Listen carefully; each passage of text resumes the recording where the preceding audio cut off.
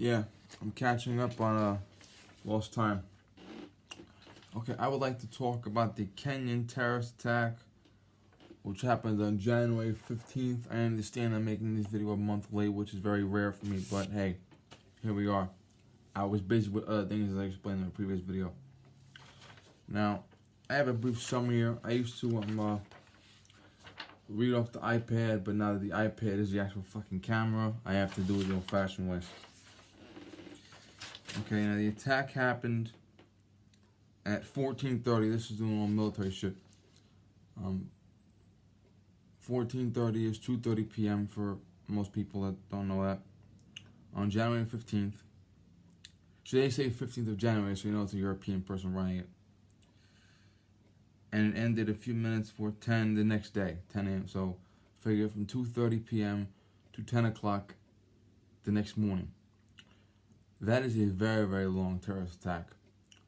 Keep in mind that when you are being shot at, having bombs thrown at you, okay, seeing fire, seeing people beaten to death, okay, that period of time, that's 10, 11, 12, 13, I'm bad at math, you can tell.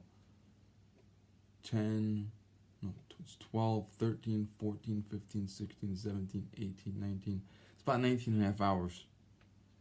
Okay? That's longer than the siege of Benghazi, to put that into perspective. Okay? That is a very long time.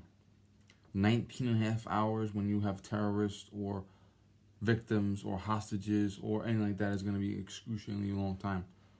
Okay? People are going to be getting tired.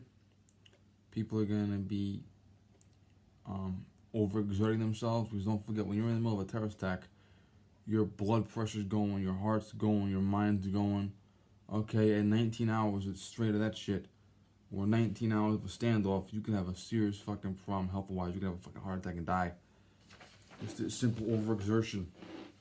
Okay, so this is a very, very, very long day between onset and settlement. Now that 19 and a half hours was not continuous gunshots and shit. It was terror attack, brief pause, terror attack, recovery, victims, okay? It's mixed in between, you know, a lot of things happen, okay? The Columbine High School shooting, okay? That lasted not even a couple hours, but the entire ordeal between victim recovery and crime scene, okay? So, yeah, but that's still a very, very long period of time. If your family members inside, you don't know about whether they're alive or dead, okay? If you're inside wounded, and you're waiting to be rescued, 19 and a half hours will fucking kill you. Mentally, physically, okay? Now, not everything I say is going to be 100% accurate, and there's going to be a bunch of holes here. This is just the gist of what happened. So we had gunfire and 2 explosions in a hotel. There were between 4 and 6 attackers. So even now, we don't know the real number. They arrived in 2 vehicles. One of the attackers was a suicide bomber. He blew himself up outside of a restaurant. Now, suicide bombers, suicide attackers, they're the worst kind of fucking scum, because they want to die for their cause, okay? And it's not like an American soldier will be like, oh shit, I got a hand grenade, do I jump on it to save my friends, okay? These guys come to the battle knowing they're gonna die. And they literally believe they're going to go to fucking heaven and they're going to have 72 bitches waiting for them. Okay? So that is a fucking strange, crazy, ultra nutball scenario they're in. Okay? And bizarre motives, psychotic beliefs make for a very dangerous person. Okay? If I was in a situation where I had a person that was a suicide bomber or a suicide attacker, I would kill them. I wouldn't even let them have the chance to surrender. I would just go flat to this deadly force. Okay? They're crazy. He blew himself up. After that blast, the terrorists forced open gates by shooting and lobbing grenades at security personnel.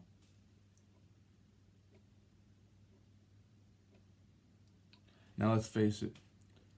Okay, I don't give a fuck how badass you are. If you have guys shooting guns at you and throwing grenades at you at almost point blank range, you're gonna retreat. Okay, don't give me that bullshit. You're gonna retreat. Like a drive-by shooting, yeah, you're gonna retreat.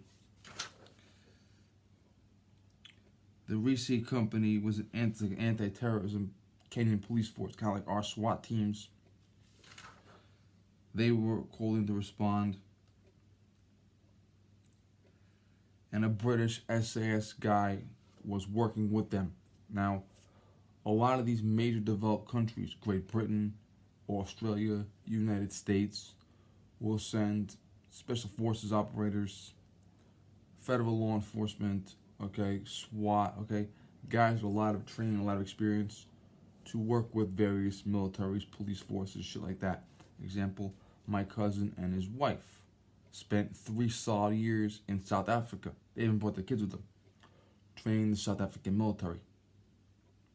Okay, now SAS, British Army Special Air Service. Yeah, Special Air Service is in the Army, not the Air Force. Figure that one out.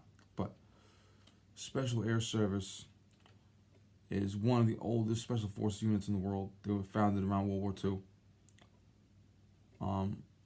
And even though the Green Berets are like an offshoot, Delta Force, American Delta Force, is an offshoot of Green Beret. And most Delta Force guys are Green Berets. The Green Berets with advanced training become Delta Force. Okay, and Delta Force are warriors, spies. Okay, Delta Force guys could have a full-grown beard, long hair, and be in civilian clothes, walking around a hot zone. Okay, or they could be clean shaved, buzz cut with a fucking rifle, killing people in the battlefield. Okay, SAS are the inspiration for Delta Force. Okay, if you look at the top 10 special forces countdowns and all that other bullshit, okay, SAS always ranks like 99 times out of 100. SAS will rank the top special forces team in the world. Okay, they are badass. Okay, they are badass. And the British government had an SAS soldier whose name we still don't know. He was rushed out of the country as soon as it ended for his own safety. He met with the Queen. Okay, he was in country to help train their military and their police force, stuff like that. And you see pictures of him. He's the guy with the backpack with the Black Rifle Coffee, Blackbeard's Delight. Yeah, that's him. Yeah.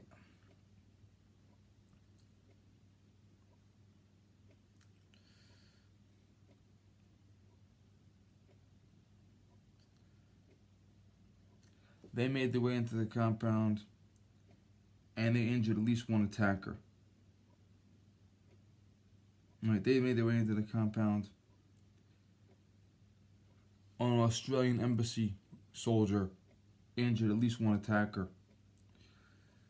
The president of Kenya said that 14 guys were killed. He later updated that to 21 guys killed. Al-Shabaab claimed responsibility, and their justification was the United States recognizing Jerusalem as the capital of Israel. Okay, so the United States recognizes Jerusalem as the capital of Israel, and they attack Kenya. That's just their fucking justification. Okay, they're terrorists. They gotta justify shit.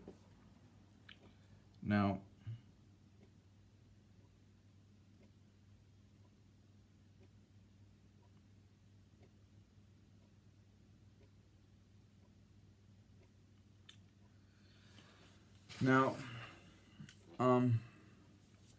basically we saw pictures and video footage of the SAS guy, and yes, he had an entire team with him that he'd been training with, and he responded. And he had a Canadian version of an M4 rifle instead of his own, British SA-88 rifle. Yeah. Well, don't forget, the British SAS, they work very closely with American Special Forces. So you know damn well they're going an M16, M4, AR-15 platform. You know that for a fact. Okay, but he had that. And you see him holding guys' hands, dragging guys out of the way. There's one image of him where he's actually standing in front of someone because he fears bullets are gonna come flying, and because he fears bullets are gonna come flying, he puts himself in between himself and where he thinks the threat's gonna be and the hostages. Okay, that's just the way it is. Okay, and I've done that shit before myself, in my own profession. I've fucking had incidents where I got a car flying through a red light, and I'll stand right in front of that fucking car. I think I'm crazy. Okay, I've actually seen guys coming this way, coming that way, coming this way, coming that way, like fucking demolition derby. What I do, take the person, put them behind me. If I fear danger, I immediately put any civilian behind me. And that's just the way it is. Okay, obviously I'm not an SAS guy, he has a different profession than I do. But it's the same mentality. When you fear there is danger, you put yourself in front of the danger. That's just the way it is. Okay, he went into the compound when everyone else was trying to get out of the compound. Okay, he went where people were in danger and assisted them forward. Okay, he was pushing people out of the way. He was putting himself on the line. And he had an entire team of guys with him he was training them. And he gave a pretty good fucking demonstration how to do the job. And when shit like this happens, it's gotta be nerve-wracking. Now, if I ever had to evacuate a terrorist situation, first and foremost, I make no illusion about this. You going into this situation is extremely dangerous. This guy had his full gear with him and a rifle and a pistol. Okay, he had other guys with him too. They had body armor, they had helmets, they knew what they were doing. Okay, you being a regular person or just being even if you're an off-duty cop, okay, you may have a fucking pistol or even though just a fucking fixed blade knife. Okay, you may not have the equipment you need. So if you choose to go into the situation, understand that you're going to be risking your life. Make no bones about that.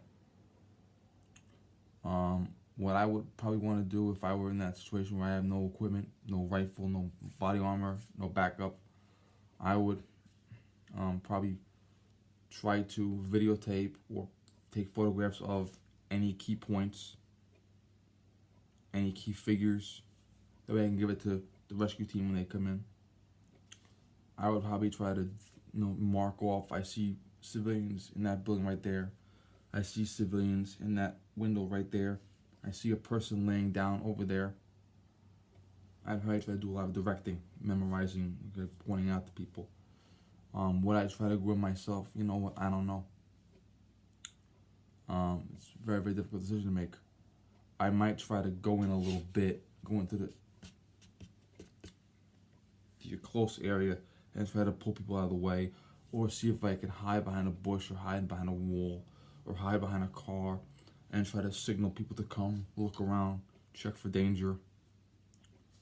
Okay, stuff like that. But unless you have the proper equipment, you're risking your life. Put it that way. There's no other way about it. As far as evacuations are concerned, typically, I don't know how they do it over there, but in America, typically when you have a situation like this, the regular police will come and they will set up a perimeter, which will include them jacking their cars across the road with shotguns and rifles drawn and blocking off the perimeter. They will then have SWAT teams come in with the fucking gear, okay, and all that shit, the helmet, the rifle, the bullshit, the body armor, the fucking dogs, and they'll come in, and the SWAT team will actually make the entrance point, and they'll be calling every police department around you, okay. You'll have police departments from several different towns coming in. You'll have state troopers coming in. If there's an FBI base nearby, FBI may send in HRT if there's anybody nearby. If there's a border patrol station nearby, they may send guys in with their riot gear and shit. Because border patrol has stuff like that. They killed the guy that escaped from New York prison. If there's a military base, the military officer at the base may declare pasi comitatus himself. Obviously, only the president is supposed to override pasi comitatus, but you may get a base colonel or a base general that may say, hey, terrorism is our job, and he may order an infantry team to go in to the area without permission from Washington. He may say, I'm not going to wait for Washington to call. I'm just going to tell my men, get, some rifle teams together and go into the area and confront the terrorists, and I'll handle the responsibility later myself. And, the president we have now, I think the president we have now would understand if the colonel or the general ordered the soldiers to come in. But how many people can honestly say they have a military base with infantry units within a 10-minute drive of them? Okay, really not going to happen. It's more of a wish fulfillment. But they would try to get the special forces guys together to go in. As far as evacuating the wounded, I took a first aid class when I was going my associate's degree. I mentioned it before a few times. The class was taught by a paramedic, off-duty paramedic, and she was the professor the entire year. But when we went into the more advanced shit, we had another professor come in to help her, also a paramedic. And I've worked with paramedics at my job. Paramedics are not required to risk their lives at all. You'll have a paramedic respond to a shooting or a hostage taking, and that paramedic will literally sit outside of the area, and they will actually sit and wait for the police to come. And the police will go in ahead of them, clear the area, come back out, escort the paramedics in. Where I live, our SWAT officers are full-fledged paramedics. We send our SWAT officers to the paramedic school. So they are police officers with SWAT training and paramedic training. So if you have a hostile suspect, maybe like I had guys on PCP, they send the SWAT guys because a regular paramedic might not want them. These guys can go into situations because they're paramedics and cops, so they will go in and risk their lives. But a regular garden variety EMS paramedic is not going to risk their life. They will literally sit outside the terrorist attack for an hour. Okay, or more than that. And that's basically it. Now, as far as evacuation, if I were in that type of situation, you got to understand, you're gonna hunker down and wait 10 hours for backup to come to you, because by the time they get done searching, clearing, moving, scanning, surveilling, it's gonna take 10 hours to get to you or more. So do you want to get up and walk outside and risk being killed by a terrorist, or do you want to sit and wait and hunker down? Good question. Maybe if I was uninjured, or if I was with guys that were not injured, we could hunker down, barricade ourselves in and wait. If you got a guy with a bullet in his arm, or you got a guy with fucking bleeding profusely, or if a fucking bomb went off and the guy's got shrapnel all over, you might have to make that decision. Do I want to go out? And am I risking my life? Yes, I am. Now, when it comes time to evacuate people, I would figure the best way to evac is to have the unwounded or the walking wounded get up and leave and walk on their own, and just escort them out. Hold a hand, but point to them, but escort them out, but they can move on their own speed. Now, as far as the more critically wounded, guys with fucking leg injuries, guys with head injuries, guys with neck injuries, back injuries, that's a challenge. They can't move on their own. You gotta move them.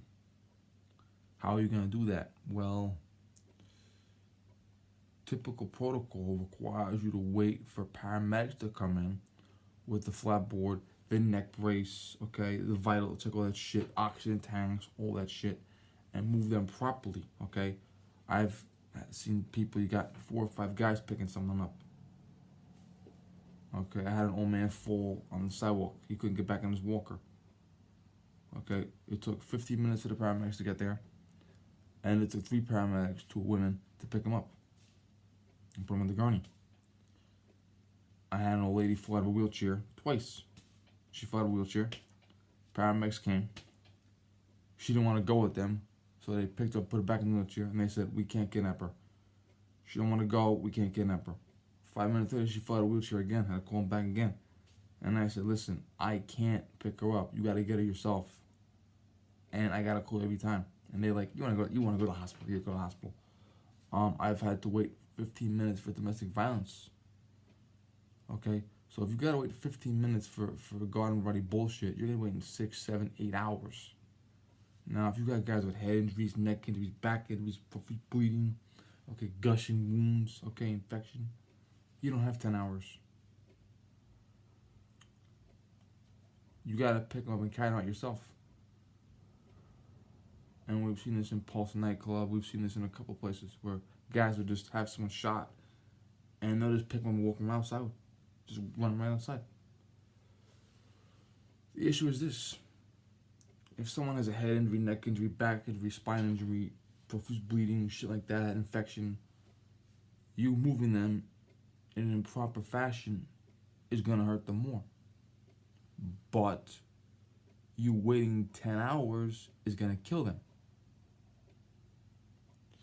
If you saw the LA riots, the guy that was hit in the head with the brick and they beat the shit out of him and they really fucked him up real bad. The 2 black guys came and they didn't know what the other was going to do, and they said, "What are you planning on doing?" "I'm planning on saving this white boy." "Okay, let's get him out of here, let's save him." They picked the guy up with a head injury, put him in his own truck, and sped with him to the hospital. Doctor saved his life, and the doctor said, if you gentlemen were 1 minute later, he would have died. Okay? So they were in a situation where they had an injured man laying on the ground. They had hostile actors all around them, rioters, looters, racist, fucking pimps, shit like that. Okay? He was bleeding profusely, and they had to make a call. Pick him up improperly, put him in a truck, and drive him, rather than put him in an ambulance with a neck brace or bullshit. He would have died right then and there if they hadn't done that. So by picking someone up, moving them, twisting them, turning them, okay, you may very well hurt them more, but if you don't move them, they're going to die anyway. Now, fortunately, so far, I have not had that problem. My problems were someone fell, get a unit, get an ambulance, get someone here to help me, pick them up, get them an ambulance, bring them to the hospital. Okay, not a problem. Now, if they were in a situation where there was a building on fire and the building was going to collapse on them, if they were in a situation where they were in a car and the car was on fire, or the car was going to go off a cliff, or if there was a guy on a rooftop shooting with a rifle, okay, you have no choice in certain circumstances. Also, infection. Eric, from Iraq veteran, had a medical guy with him in a video going over first aid equipment, combat medic equipment, things that paramedics have, things that you might have, how to use this, how to use that. And he mentioned infection. I'm going to paraphrase now, but he mentioned infection. You gotta stop the bleeding. This guy may die, but you gotta stop the bleeding. You know, this may cause an infection because it's not exactly clean. But if you don't stop the bleeding, he's gonna die. So stop the bleeding now, get him to the hospital, deal with the infection later. Okay? If I got a guy bleeding, if I got a guy with an arm blown off, if I got a guy with a fucking massive hemorrhage or some shit, okay, I might give him an infection by taking my belt, which has germs on it, and wrapping it around as a tourniquet. I might give him an infection by taking my hands, which are dirty, and applying pressure to a wound. But if I don't do that, and he bleeds out, he's dead.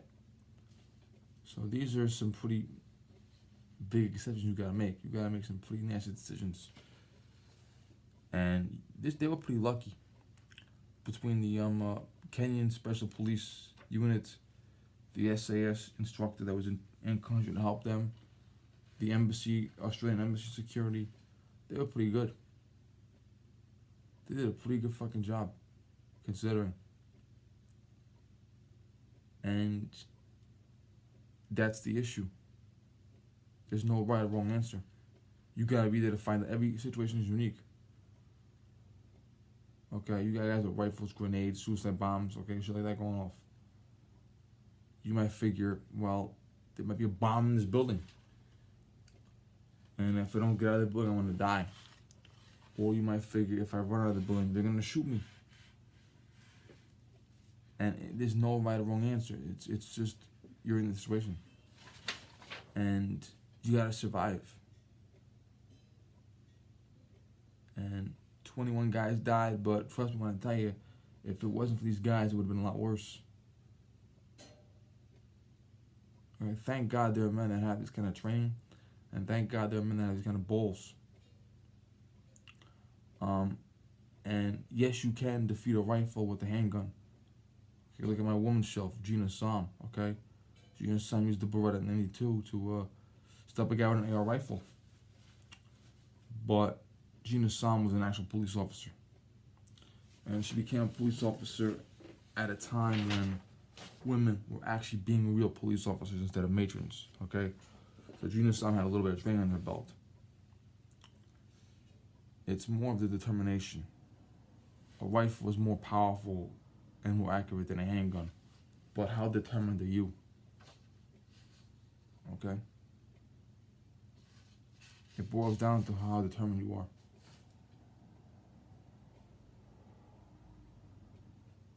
That's pretty much it. Now these guys had rifles, they had body armor, they knew what they were doing exactly. And that's the way to go with it. But you may figure I have a handgun because I can still carry. The moment's happening now. It's now or never. And that's a choice you gotta make.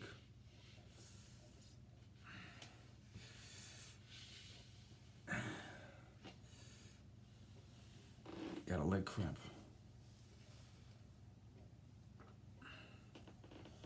So that's it in a nutshell. That's what happened. And see, I made a decision a long time ago. I decided I'm not gonna run at work. My biggest fear at work is not suicide bombers and fucking shit like that, drive-by shootings. My fear at work is the guy with the car running guys over on purpose and getting out of his car with a knife and stabbing guys. That's my fear. But I rationed that if I got one innocent life to protect, I'm not gonna run. I'm not gonna run when the moment comes. That's just me.